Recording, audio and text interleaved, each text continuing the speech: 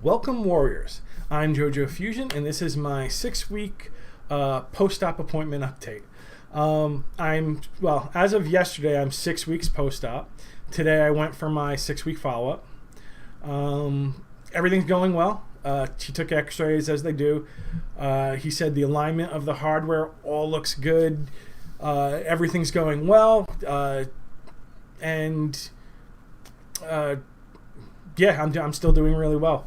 There's no signs of, or that he can't tell, but we can't see fusion yet.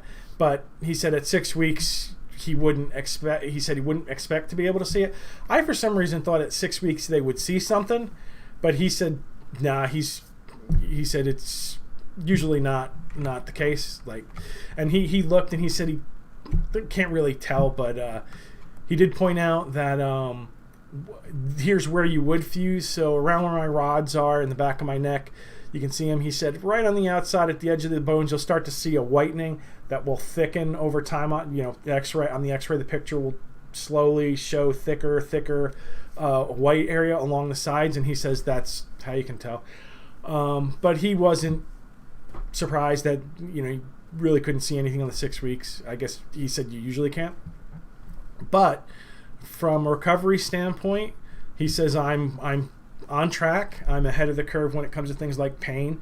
After the first week, my pain rapidly dropped off, and with the exception of restrictions and the collar and all that, I was doing most of what I was able to do prior. Most of it anyway. Couldn't drive, couldn't lift heavy things, but I was moving around, walking, going out with the wife to Walmart, or if she's running errands. I felt mostly normal. My stamina is improved.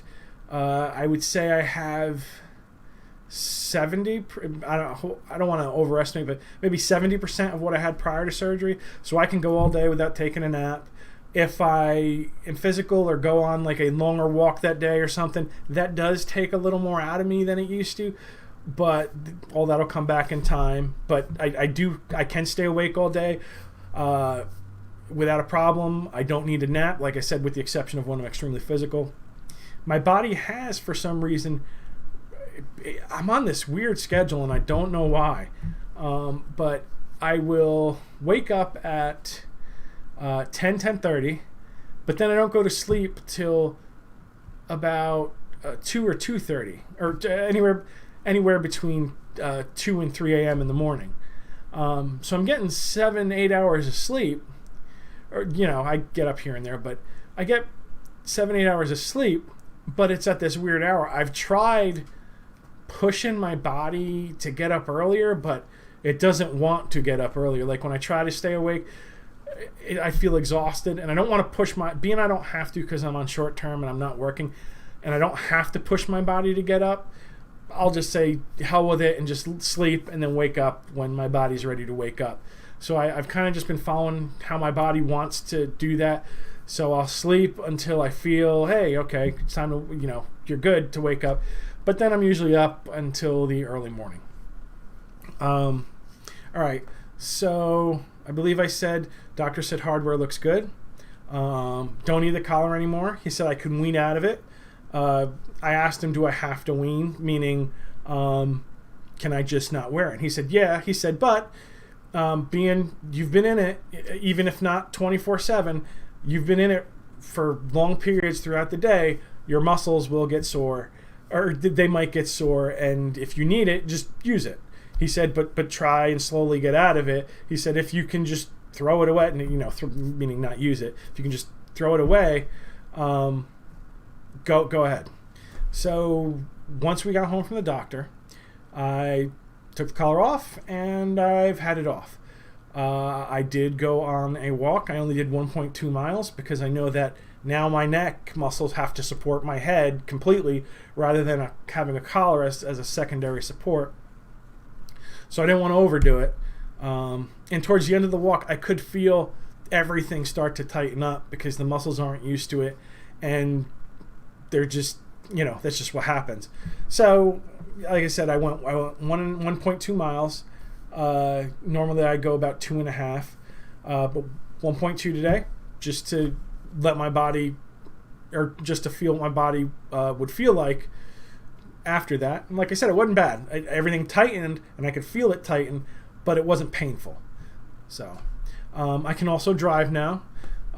He said limited at first to, short trips around town, but slowly I can, start getting back to normal driving. He basically said, now I can start reclaiming my life, with the exception of I'm still on weight restriction, nothing over 15 pounds. However, he did say, look, if there's something 20 or 25 pounds and you can lift it and it's easy for you to lift, don't worry about it, it's fine. He said he just doesn't want me lifting weights. But if I'm carrying in the groceries and my wife has a 20-pound thing of cat litter, if I can lift that and it's not strenuous or anything, I can do that.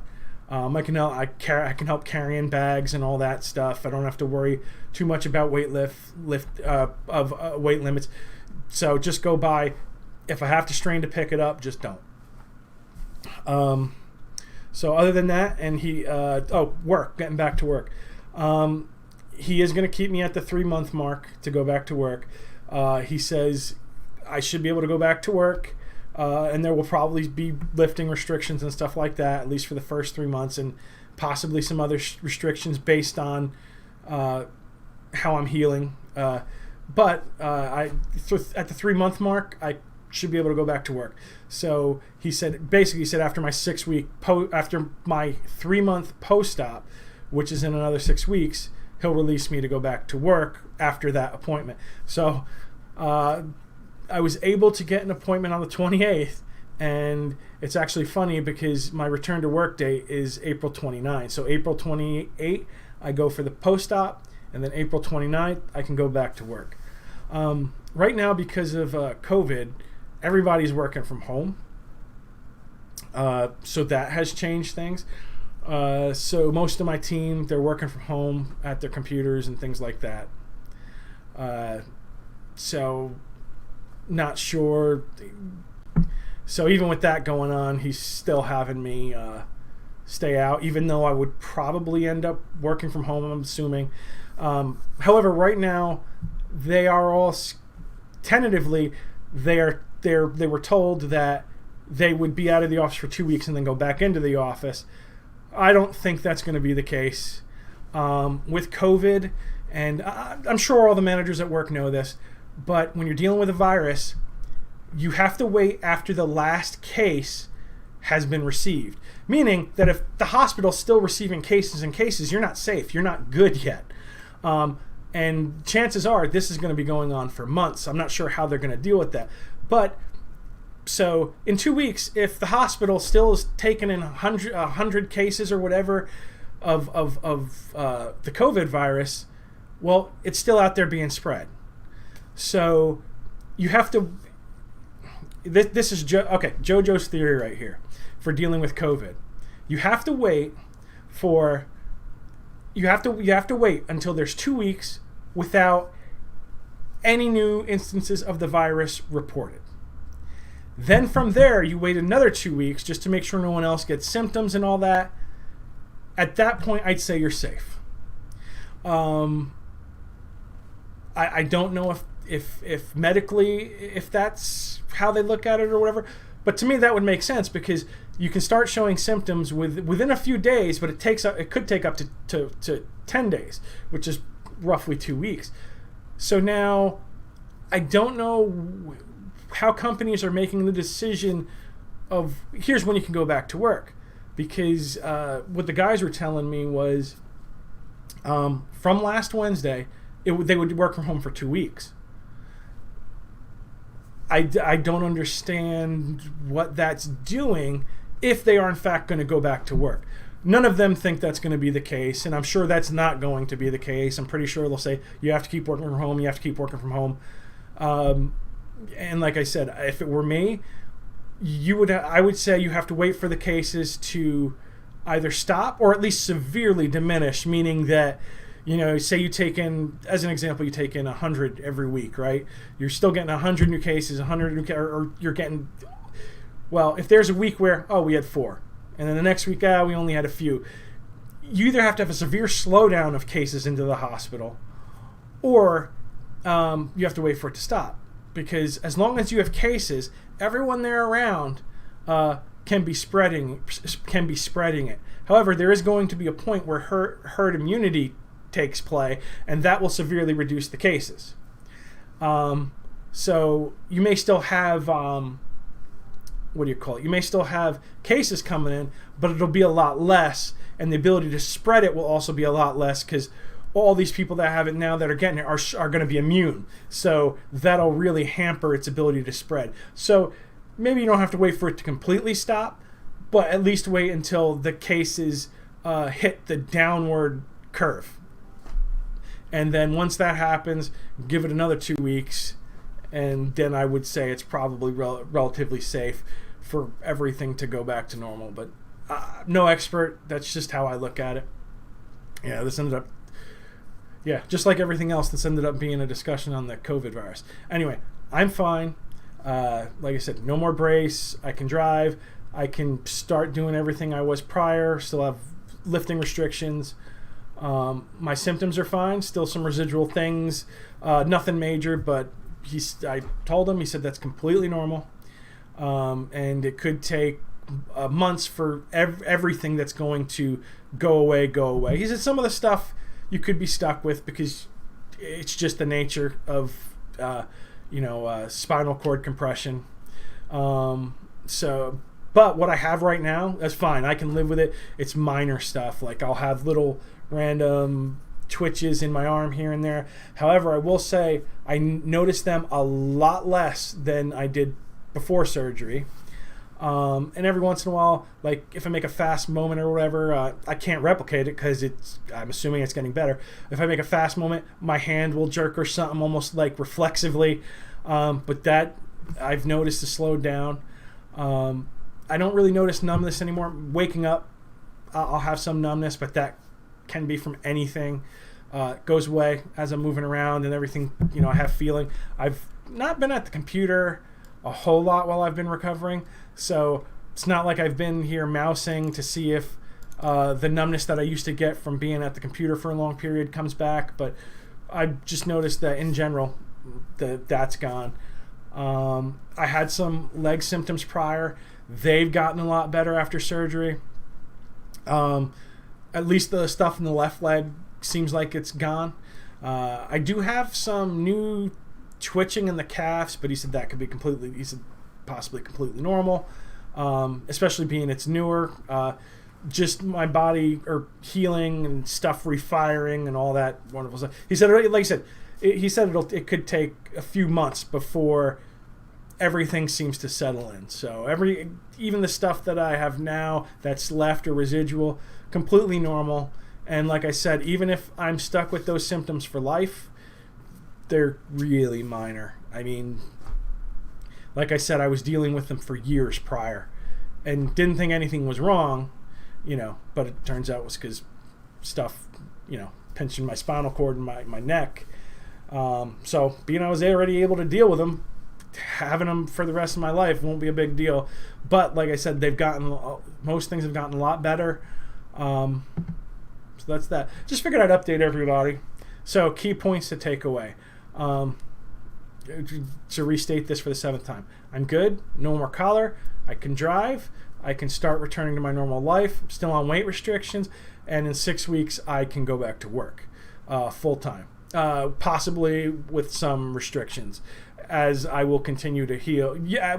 I'll continue to do major healing for the first 6 months, and then from 6 months to a year, the bone will continue to solidify, but they're not as worried about that portion of the healing. But the first 3 months, they never want to mess around with. They want to make sure that if I need to rest, I can rest when I need to rest if my body tells me to. Just make sure that I slowly start to get back into a normal routine, and don't do anything stupid. Can't lift weights or any of that. Nothing that could damage or prevent me from fusing. Once again, I know these videos are a little rambly because I get home, I come on, and I throw out an update. I don't think about what I'm going to say. If I did, it would probably take me 5 hours to do the script and all that, and then get in front, then another hour or two recording it because, I sometimes a perfectionist, but yeah, I just figured these, just get them up, get them out. So I'm good. And this is right at 15 minutes, so I'll cut it there. So, yeah, that's all I got for you. All right, once again, this is JoJo Fusion, the Fuva. Once again, this is, oh, actually, before I leave, if you want, I'll show you what I have. I know I did this in my 2-week, but here's how much I can move my head. All right, and then we'll go back that way. And then I'll do it up and a down, and I can't see this, so hopefully I'm in the center. But this is the worst part of it, is up and down. That's what you lose the most of. That's my up. That's my down. Down is the weirdest feeling and the worst. I don't have as much movement up and down, but it's fine. I have enough. Side to side, I don't have much of anything. I can do that maybe, and that maybe. And right now, did that move or did I just move a whole side? Ooh.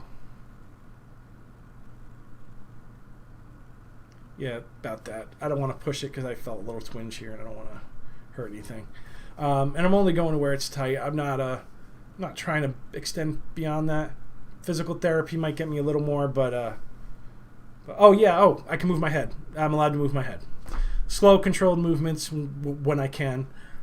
With driving, you do have to be a little quicker, but so yeah, I can move my head. Doctor says, yeah, move the head. All right. Once again, this is JoJo Fusion. Remember, you don't have to be the best warrior. Just be the best warrior that you can be.